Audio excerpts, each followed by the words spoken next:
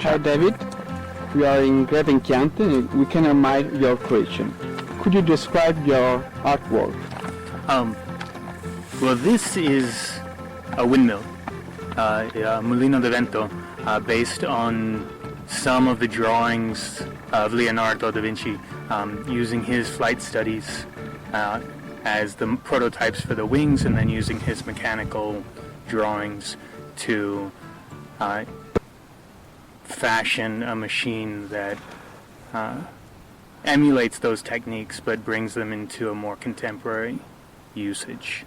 And this is a extension of my studio practice. I make machines that tend to mimic some sort of natural phenomena. So you have a number of different parts working together to recreate either, a gust of wind or a snowfall, or in this case, it's using the wind to recreate a flock of birds flying. And why did you begin to make machines? I started making machines because I was doing performance art for quite some time, and I was doing very extended performances, and I was dissatisfied with not being able to see the work.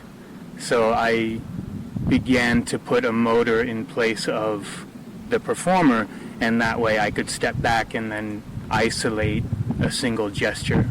And it's that single gesture repeated again and again and again that I am particularly excited about.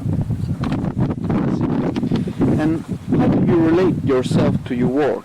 In particular, these machines are created on the basis of a place, or they arise from preliminary studies, as in this case? For the most part, the preliminary studies that I draw from are memories, or specifically sensory memories that I remember watching the ocean, because I grew up at the ocean. So I wanted to make a piece of art that recreated that sensation.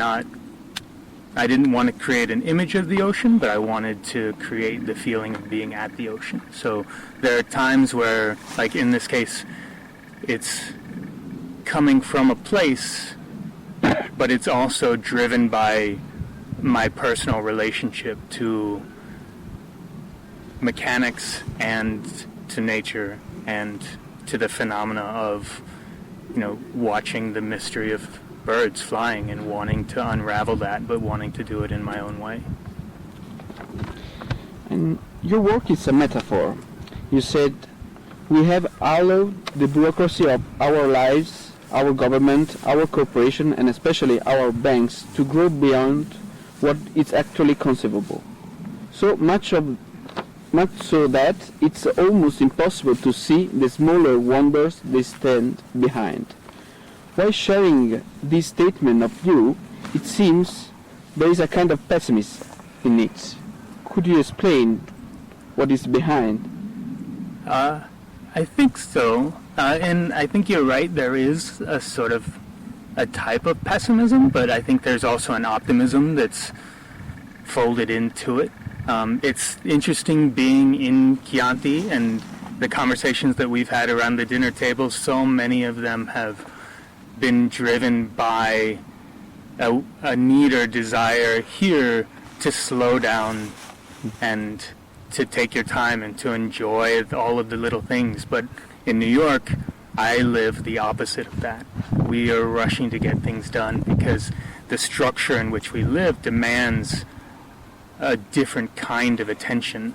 And that's a financial attention. It's attention to the laws and to the rules and to the structures that we live in. And with this piece, I think about those structures as the windmill itself.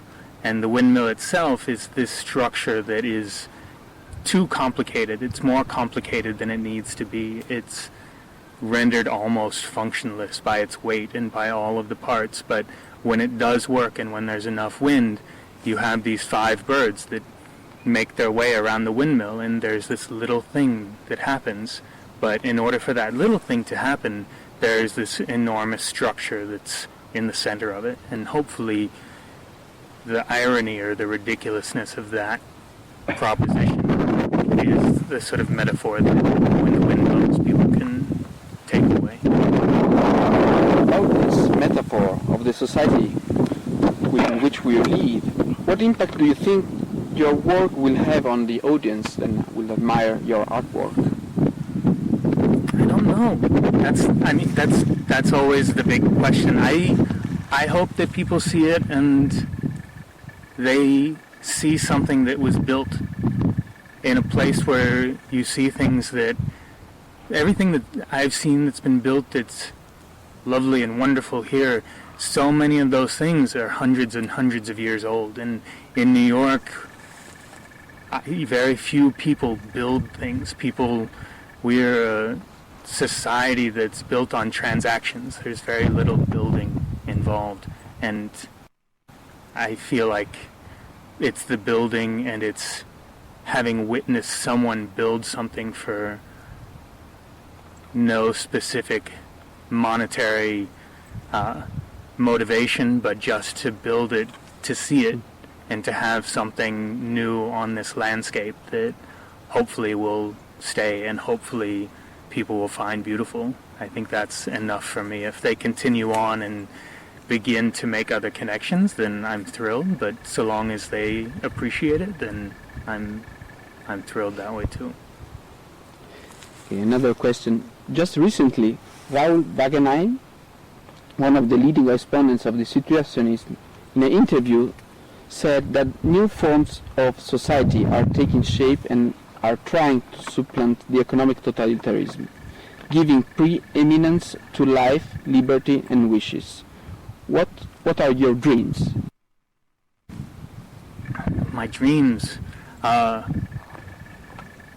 have lots of dreams, but specifically related to that quote, I dream about that, where I'm coming from, the Occupy Wall Street movement gains traction, and that there is a greater attention paid to all of the structures that we live in, and there is a higher critical base so that you begin to question exactly why things are structured the way they are and why they're happening the way they are and who's making the decisions that we ultimately all live with and how we are also making those decisions constantly. And so for me, my dreams are just a more self-aware society. So very nice. And a last question. You are one of the two winners of the fellowship granted by the province of Florence. How was your experience as an artist in residence? My experience was great. I'll take it with me forever. It is rare for me to come to actually just to be able to live as an artist and focus on my work. It's wildly rare to actually do that in a place that's so beautiful. And Mima and Duccio have been fantastic with accommodating all of my needs and being attentive and helpful. And I think it's a wonderful place. And I hope that when I come back, everything is as it was this time. So. Okay, thank you very much. Thank you.